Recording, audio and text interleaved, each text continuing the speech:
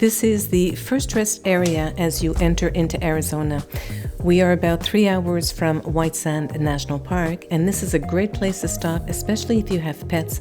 There's this huge exercise area for the dogs, and you can also spend the night here. The place is really nice and clean, but keep in mind you're very close to Highway 10.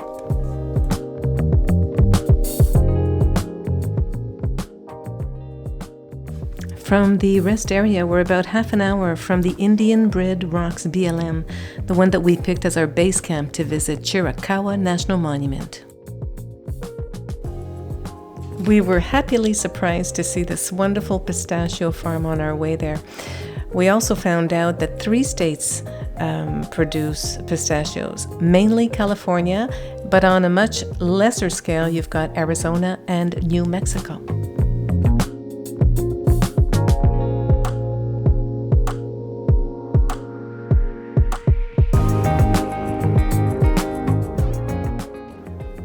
And this is the BLM site. For those of you who are not familiar with them, first, BLM stands for Bureau of Land Management. And one of their purposes is to manage public lands. You're going to find them throughout the United States. They manage 2 types of campgrounds, the developed campgrounds and the dispersed campgrounds. The main difference between both is the developed campgrounds have a fee and the other one doesn't.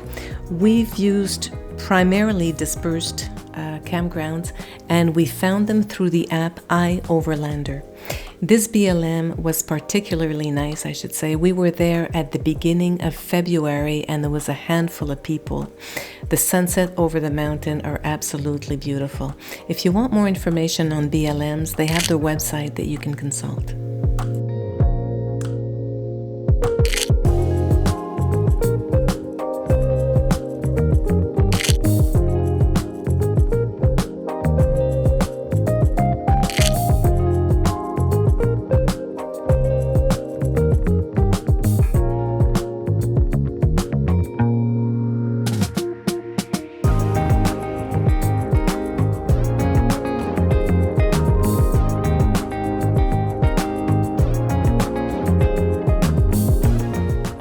We are now on Apache Pass Road.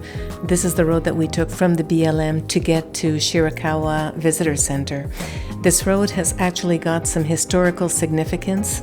You will find on this road Fort Bowie and Fort Bowie Cemetery.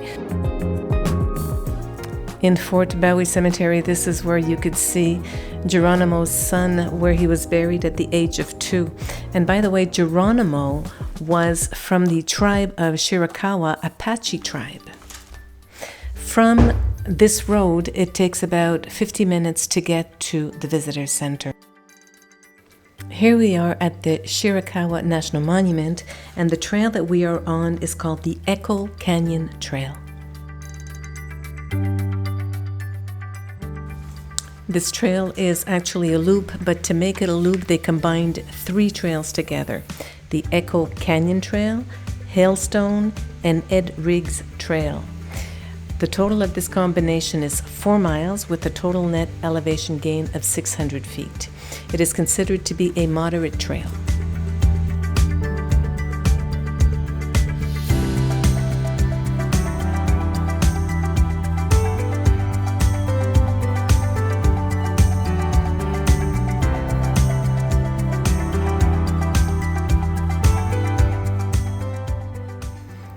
The main attraction to this trail are the grottos, which you see here, as well as entering into the canyon.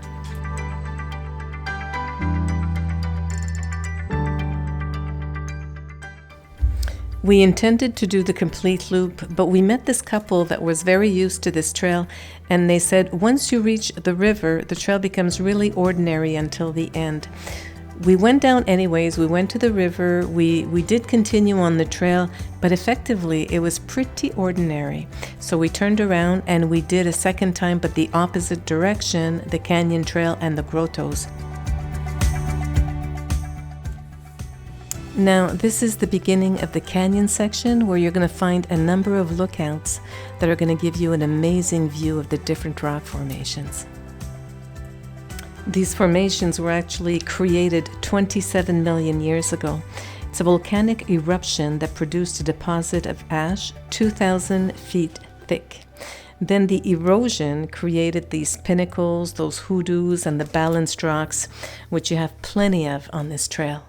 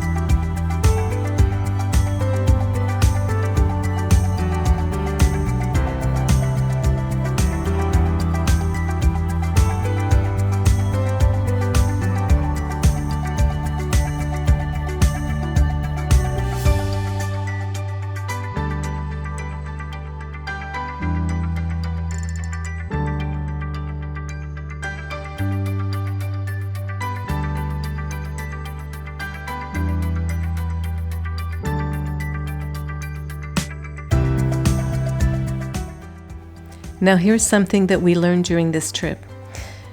There's a difference between national parks and national monuments, and technically a national monument is a type of national park.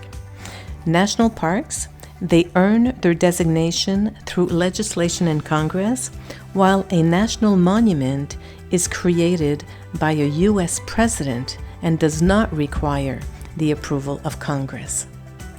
This here is a national monument. Anyway, for now it is, because in looking into the information, I found out that April 1st, 2022, the Senate has okayed Chiricahua National Monument to become a national park. We are now at the beginning of May 2022. It still needs approval from the House, but when you're listening to this video, it might have become a national park. A last note, the BLM that we took was absolutely fabulous. However, I found it to be a little far from the park. So if I would have to redo it again, I would stay on the BLM the first night. I would go camp into the park the second night and add to the trails Heart of Rocks and Natural Bridge. And then on my way out, I would return to that BLM because I really enjoyed it, even though I found it a little far. So I would combine both with camping on site and using the BLM. So I hope you enjoyed this, and I hope it inspires you to do it.